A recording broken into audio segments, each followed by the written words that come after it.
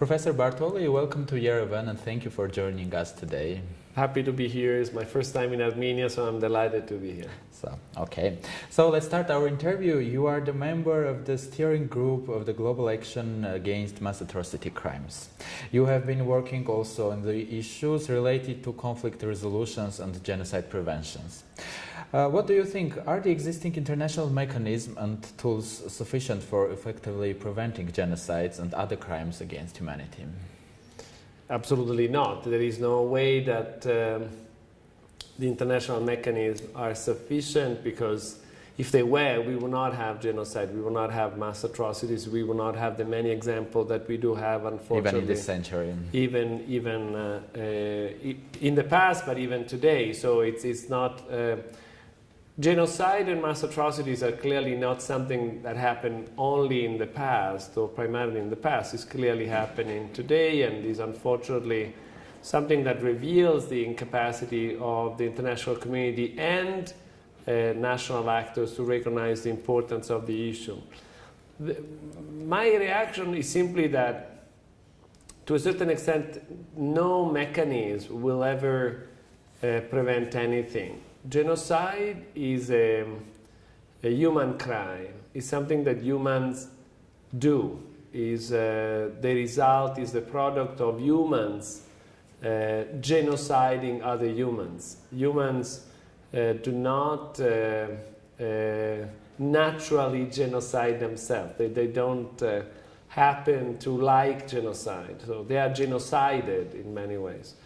So what I think is happening after 1948, after the naming of the word, as genocide, is that humanity is becoming more aware of the many instances in which genocide actually happened. And I think that it's very important for us to recognize that in addition to international responsibilities, there are very, very specific national responsibilities in the prevention of genocide. And this is actually very clear both in 1948 consensus that generated the International Convention on the Prevention and Crime of the Prevention and Punishment of the Crime of Genocide, and in the 2005 outcome document. In both cases, you have a very, very clear sense of the national responsibility. So it's the international level, but I would say even more the national one. Mm-hmm. And this year marks the 70th anniversary of the Convention for Prevention and Punishment of the Crime of Genocide. 7 decades later, are we closer to finally attaining the Never Again slogan, or no? I don't think that we are close. I mean, we are certainly closer than we were in 1948, yes, because we have a better understanding, and there is a larger movement that is making genocide prevention more central. But I think that we are also closer because the other convention that was, the other document, not a convention, but a Declaration of Human Rights that was approved by the General Assembly of the United Nations the day after, December 10, 1948, had such a success, such an important awareness. And I think that this is important because genocide must not be isolated as a legal construct, but rather needs to be deconstructed as actual behavior made by actual people. You don't destroy in whole or in part a human group in a day. You need to have organization, you need to have an ideology, you need to have a way of doing it. And I think that states are becoming more aware that there is a fundamental responsibility for them to be actively non-genocidal. So I think that this is actually interesting for Armenia, because Armenia is clearly embracing genocide prevention as a way to be at the same time a certain kind of state, and a certain kind of state doing a certain kind of foreign policy. So it's interesting how genocide prevention is actually becoming part of a fundamental being of Armenia as a state. Thank you. In your opinion, will the declining commitment to multilateralism that we witness today negatively affect the global commitment to eradicating the crime of genocide? So I think that the important thing is to eradicate the behavior, because clearly the crime is already eradicated from the legal dimension. You know, there is already a convention. We don't need another convention. So what we need is for the convention to be ratified by everybody. It needs to be universal. The ratification needs to be universal. You know, we need to get in that sense. But it's not just a legal issue. It's an issue of linking states and societies in an anti-genocidal mode. And I think that that process is not only a legal process. Yes. I think it's a political process, a cultural process.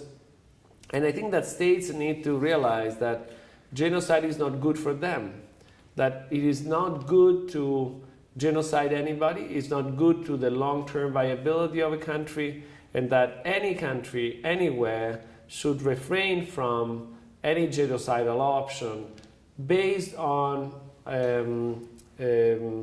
critical realism. You know, it's good for them in power terms not to be genocidal.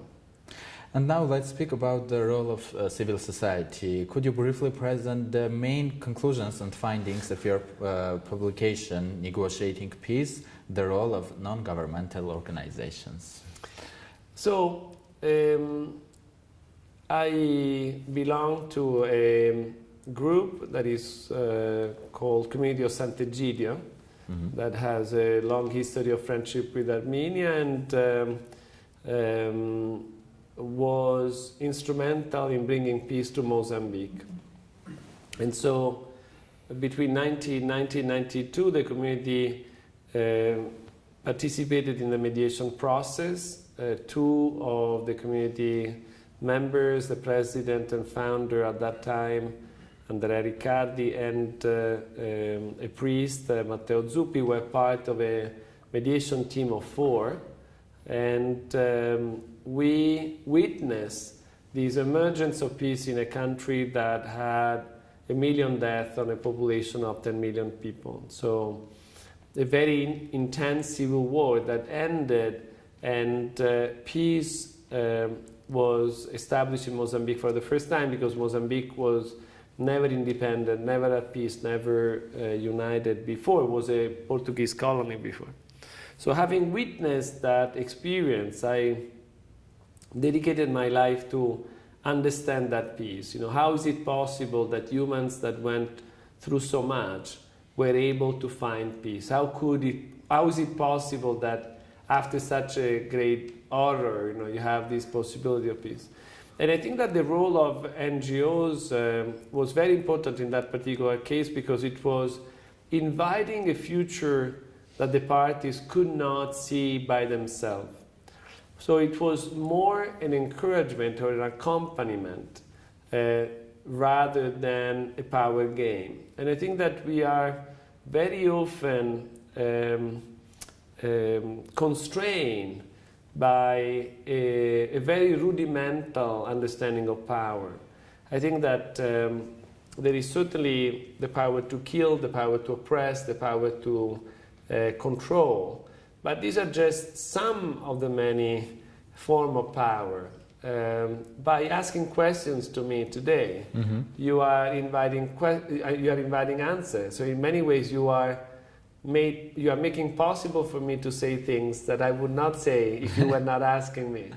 So you have power, not necessarily over me, but with me. And this is an interesting distinction between power over or power with. And when we see the NGOs working with states, we see that states are increasingly accepting the accompaniment of NGOs to be better states. And so states that say, okay, but I am the powerful one, and I am the one that has the army, I am the one that has the capacity to crash, I am the one that can put you in jail, and so on and so forth. Yeah, but that's clear. But that's just one form of power. What about the power to see a country that is more respectful of the environment? What about a country that is more respectful of religious freedom, religious, the conscience, the freedom of conscience? What about sexuality? In many countries around the world, if you are homosexual, still today, you are killed. You are massacred, and you just do not have the right to exist. Yes. And so the idea that NGOs can help states to be better states is very appealing to me. I see this as part actually of a long-term project of humanity becoming better, of humanity becoming the humanity that could be. Of course we see that humanity can be genocidal. Of course we can see that humanity can kill and massacre and oppress and so on. But humanity has other powers. We can invite each other into a future that is more respectful, that is more beautiful, that is more welcoming, and so on. Okay, and Professor Bartoli, my last question. There is line of thinking that unless past genocides are properly recognized and condemned, unless the international community develops the necessary toolkit for endorsing its intolerance for the crime of genocide, we are doomed to repeat them. Would you share this approach? I do, but I also feel that understanding the past is a very delicate responsibility. I think that in general, as human beings, we tend to underestimate the evil that we do while we try to do good. So if you look at the case, for example, of the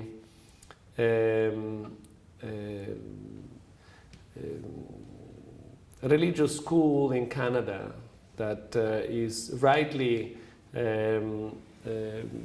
creating such a strong response from First Nation communities that were almost obliterated, by that experience. If you look at the self-understanding of those that were doing those schools, many of them would have described their work as generous and good, and they were not there to do something wrong. So our capacity to do wrong, thinking that it is very good, is very prominent. You live in a country that lived intensely the experience of communism, and Soviet Union was clearly the expression of a big dream, of a utopia. Albania clearly was a dreaming society when they decided that it's good for humans to be atheists, to be in a country where even doing a sign of the cross would brought you to jail and probably have beaten up and maybe killed. The self-understanding of the communists that were doing those things was not of doing something wrong. Their understanding was that those doing the sign of the cross was very wrong. That we were in many ways retrograde and backward and medievalist, and we were against the revolution. And does that make sense? So the perpetrator very often doesn't have a clue, doesn't understand the evil that he's doing. And this is important because if you and I have a traumatic experience and I am violating you in any way, we have a crash and you are the victim of me, well, we will experience the same thing very differently. We will remember differently, we'll speak about differently. Completely differently. Does that make sense? So I think that we should, in a way, I'm a devout Catholic. I try to be true to my own invitation to repent and believe. At the beginning of the gospel, both John Baptist and Jesus, make these very strong commandments, to repent and believe.